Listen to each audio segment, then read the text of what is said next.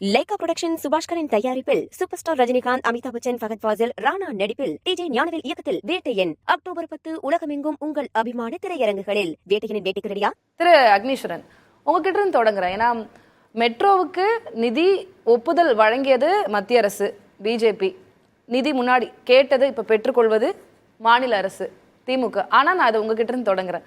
இந்த விவகாரத்தை நீங்க எப்படி பார்க்குறீங்க? மெட்ரோவுக்கு மத்திய அரசு ஒப்புதல் கொடுத்துருக்காங்க, முதலமைச்சர் நன்றி சொல்கிறார், சீக்கிரம் முடித்து விடுவோம் அப்படின்ற நம்பிக்கை இருக்கு அப்படின்னு சொல்றார்.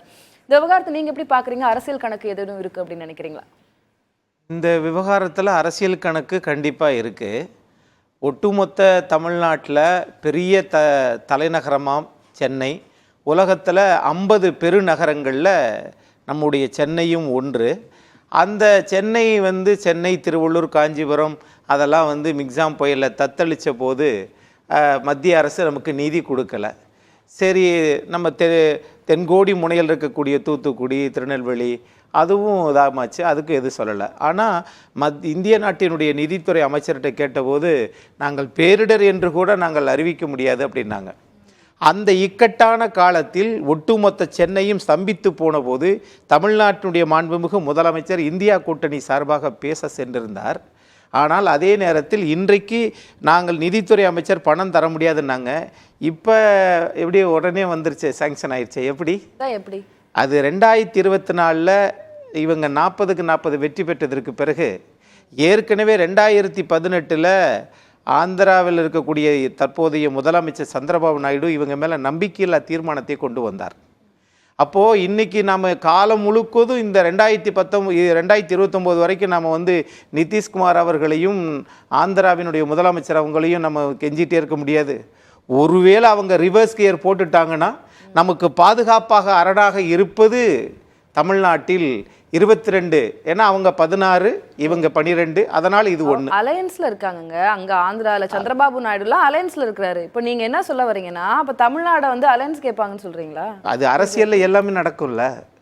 ஒரு நாடாளுமன்றத்தில் கவுத்து விட்டுட்டு மறுபடியும் கூட்டணி வரலையா, அது வேறு. ஆனால் இங்கே இந்த அரசியல் கணக்கு என்பது என்னன்னு கேட்டிங்கன்னா, இவைகள் எல்லாமே இது இப்போ ஆளுநர் தேநீர் விருந்தில் 2 ஆண்டுகளாக போகலை, இந்த ஆண்டு போகிறாங்க. போயிட்டு என்ன சொல்கிறாங்கன்னா, கட்சி பங்கேற்கலை, கூட்டணி கட்சிகள். நீங்க சொல்றது எனக்கு ரொம்ப வியப்பா இருக்கு. ஏன்னா பிஜேபி எதிர்ப்பு நிலைப்பாடு அப்படின்றதுல திமுக உறுதியா இருக்கிறாங்க, மாநில உரிமைகள் அப்படின்றதுல உறுதியா இருக்கிறாங்க. அவங்களுடைய மேஜர் அஜெண்டாவே பாரதிய ஜனதா எதிர்ப்பு அப்படின்றதுல இருக்கு. நீங்க என்னடானா, நீ அடுத்த தேர்தலுக்கு அவங்க இங்க வருவாங்க, தமிழ்நாடு அரசு அவங்களுக்கு தேவை, இணக்கப்பாடு அப்படின்ற ஒரு புள்ளியை நோக்கி நீங்க நகர்றீங்க. இல்லை, இப்போ மாநில உரிமைகளை விட்டு கொடுக்க மாட்டோம் அப்படின்னா நீட்டு விளக்குக்கு நீங்கள் தான் 40க்கு 40 வெற்றி பெற்றீங்களா, அதை கேட்டு பெறலாமே. ஏன் உங்களால் பெற முடியுமா? பெற்றிருக்கலாமே. சரி, இங்கே தமிழ்நாட்டில் 7.5 கொண்டு வந்தாங்க, 2.5% உயர்த்தி 10 விழுக்காடை உயர்த்திங்கனாலே அது பல இளைஞர்களை, மருத்துவர்களை உருவாக்கி இருக்குமே. அப்போது இவைகள் எல்லாமே உங்களுடைய நாணய வெளியீட்டு விழாவில் அந்த வழங்கியது ஆசீர்வாதம் ஆச்சாரி இதுக்கு விளக்கம் சொல்லுவாருன்னு நான் எதிர்பார்க்குறேன். கண்டிப்பாக ஒரு விஷயம் தெரிஞ்சவர் எதிர்பார்ப்பார், டெல்லியிலே இருக்கிறவர். வழங்கி நாணய வெளியீட்டு விழாவுக்கு அனுமதி கொடுத்தது நிதித்துறை அமைச்சகம். யாரு கொடுக்கணும்? நிதித்துறை அமைச்சகம் தான் கொடுத்திருக்கு. ஆனால் நாணய வெளியீட்டு விழாவுக்கு நிதித்துறை அமைச்சரையே அழைக்கலையே. என்ன முரண்பாடு இது? அப்போ அங்க கூட கேபினெட் அமைச்சகத்துல கூட நீங்கள் எவ்வளவு தூரத்துக்கு ஊடுருவிய செல்வாக்கு பெற்றிருக்கிறீங்கன்றத இது வெளிப்படையா எடுத்து காட்டுது. இல்ல எங்களுக்கு அவங்க வேண்டாம், எங்க ஐயா ராஜ்நாத் சிங் தான் வேணும் அப்படின்னு சொல்றீங்க இல்லையா? இதுதான் இந்த அரசியல் கணக்கு. அப்ப இவைகள் எல்லாமே நீங்க தமிழ்நாட்டு நலன் கருதி இருந்தால் நீட்டு விளக்கு, அதே மாதிரி நீங்க 150% சொத்து வரியை உயர்த்திய போது தமிழக அரசு என்ன சொல்லுச்சு? 15வது நிதிக்குழு இப்படி சொல்லுச்சு, அதனால நாங்க உயர்த்தணும் அப்படின்னு சொல்லி. ஆனால் இக்கட்டான தருவாயில் மக்களை பாதுகாக்க வேண்டிய ஒரு நாணய வெளியீடு மத்திய அரசு தான், நீங்க ரிசர்வ் பேங்க்ல சொல்லி மத்திய அரசு தான் அதை வெளியிடும் போது அவங்க ஒரு மத்திய அமைச்சரை கூப்பிடுறாங்க.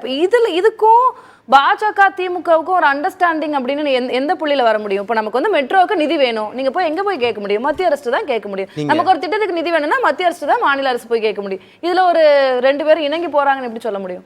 நீங்க இந்திய நாட்டுல பாரத பிரதமருக்கு என்ன அரசியல் அமைப்பு சட்ட அதிகாரம், இந்திய அரசியலமைப்பு சட்டம் என்ன அதிகாரம் வழங்கியிருக்கோ சம அதிகாரத்தை ஐயா காங்கிரசினுடைய தலைவர் ராகுல் காந்தி அவர்களுக்கும் கொடுத்திருக்கல.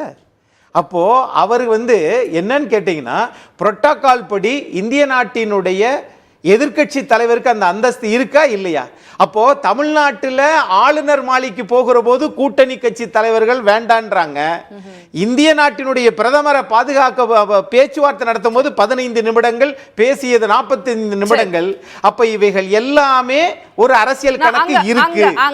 லைகா புரொடக்ஷன் சுபாஷ்கரின் தயாரிப்பில் சூப்பர் ஸ்டார் ரஜினிகாந்த், அமிதாப் பச்சன், ஃபகத் ஃபாசில், ராணா நடிப்பில் டிஜே ஞானவேல் இயக்கத்தில் வேட்டையன் அக்டோபர் 10 உலகமெங்கும் உங்கள் அபிமான திரையரங்குகளில். வேட்டையனின் வேட்டைக்கு ரெடியா?